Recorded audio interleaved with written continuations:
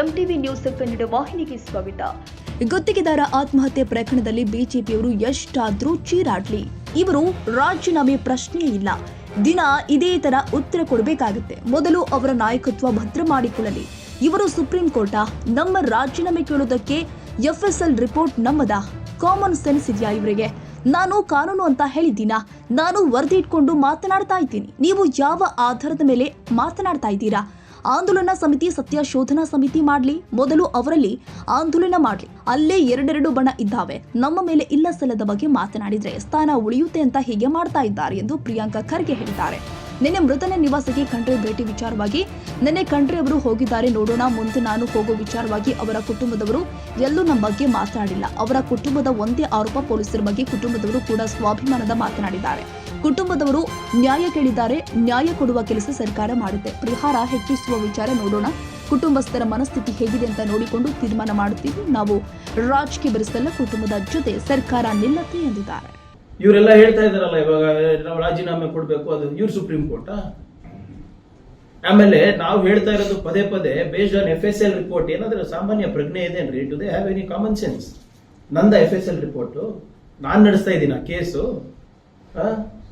ಇವರೆಲ್ಲ ನ್ಯಾಯ ಕೊಡಿಸ್ಬೇಕಂತ ಇದ್ರಲ್ಲ. ಫಸ್ಟ್ ನಿಮ್ಮಲ್ಲಿ ನಿಮ್ ನಾಯಕರು ಮಾಡಿದಂತ ಅನ್ಯಾಯಗಳಿಗೆ ಫಸ್ಟ್ ಅವ್ರಿಗೆ ನ್ಯಾಯ ಕೊಡಿಸಿ.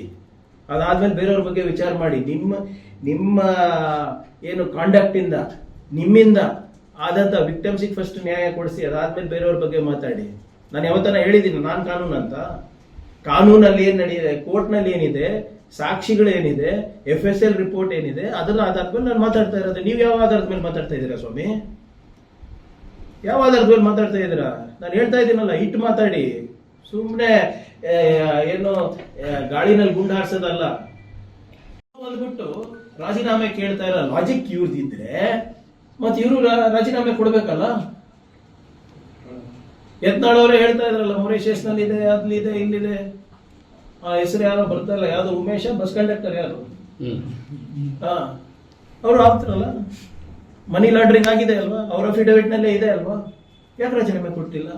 ಪಾಕ್ಸ್ಕೋ ಪ್ರೂವ್ ಆಗಿದೆ ಅಲ್ಲ, ಯಾಕೆ ರಾಜೀನಾಮೆ ಕೊಟ್ಟಿಲ್ಲ? ಚಾರ್ಜ್ ಶೀಟ್ ಆಗಿದೆ ಅಲ್ಲ ಮುನಿರತ್ನ ಅವ್ರ ಮೇಲೆ, ಯಾಕೆ ರಾಜೀನಾಮೆ ಕೊಟ್ಟಿಲ್ಲ? ಇಂಥದ್ದು ಹಲವಾರು ಇದೆ. ಫಸ್ಟ್ ನಿಮ್ ಪಾರ್ಟಿನವರಿಗೆ ನೋಟಿಸ್ ಕೊಡೋ ಧೈರ್ಯ ಮಾಡಿ, ಆಮೇಲೆ ಬಂದು ನಮ್ಮ ಮನೆ ಮುದ್ಗೆ ಹಾಕಿ. ಅಟ್ಲೀಸ್ಟ್ ಟೀ ಕಾಫಿ ವ್ಯವಸ್ಥೆ ಮಾಡ್ತೀವಿ, ಮತ್ತೆ ಅಲ್ಲಿ ಬಂದು ನೀರು ಕೊಟ್ಟಿಲ್ಲ ಅಂತ ಅದಕ್ಕೆ ಒಂದು ಪ್ರತಿಭಟನೆ ಮಾಡ್ತೀವಿ.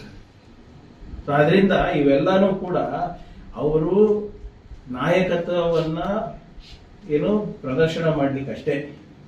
ಇವ್ರು ಇಷ್ಟೆಲ್ಲ ಹೇಳ್ತಾ ಇದಾರಲ್ಲಪ್ಪ.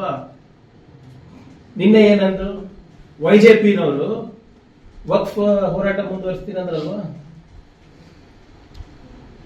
ಏನಾಗ್ತಾ ಇದೆ ಮತ್ತೆ? ಇವ್ರ ಮಾತಿಗೆ ಬೆಲೆ ಇದೆ ಅಂತೀರಾ? ಒಬ್ರು ಸೈಲೆಂಟ್ ಆಗ್ತಾರಂತೆ, ಇನ್ನೊಬ್ರು ವೈಲೆಂಟ್ ಆಗ್ತಾರಂತೆ. ಇವ್ರ ಮಾತಿಗೆ ಬೆಲೆ ಇದೆಯಾ? ಸೊ ಅವ್ರ ಪಕ್ಷದಲ್ಲೇ ಅವ್ರ ಮಾತಿಗೆ ಬೆಲೆ ಇಲ್ಲ ಅಂದಾಗ why should Congress party give value to give any ಇವ್ರ ಮಾತಿಗೆ ನಾವ್ಯಾಕೆ ಬೆಲೆ ಕೊಡ್ಬೇಕು? ಆದ್ರಿಂದ ಇವರು, ನಾನು ಮೊನ್ನೆನೂ ಹೇಳಿದ್ದೀನಿ, ಎಷ್ಟೇ ಚೀರಾಡ್ಕೊಳ್ಳಿ, ಬಟ್ಟೆ ಹರ್ಕೊಳ್ಳಿ, ರಾಜೀನಾಮೆ ಪ್ರಶ್ನೆ ಇಲ್ಲ. ಬೇಕಾದ್ರೆ ಈಗ ಒಂದು ಸಾಕ್ಷಿ ಕೊಟ್ಟು ಮಾತಾಡ್ಲಿ, ಅವಾಗ ನಾವು ಮಾತಾಡ್ಬೋದು.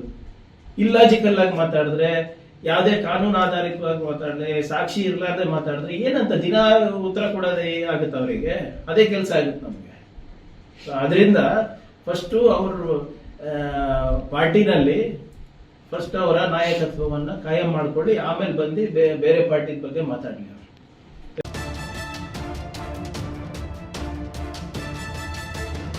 ತಾಜಾ ಸುದ್ದಿಗಾಗಿ MTV ನ್ಯೂಸ್ 24/7ಗೆ ಸಬ್ಸ್ಕ್ರೈಬ್ ಮಾಡಿ ಮತ್ತು ಬೆಲ್ ಐಕಾನ್ ಅನ್ನು ಒತ್ತಿ. ತಪ್ಪದೇ ಲಿಂಕ್ ಶೇರ್ ಮಾಡಿ.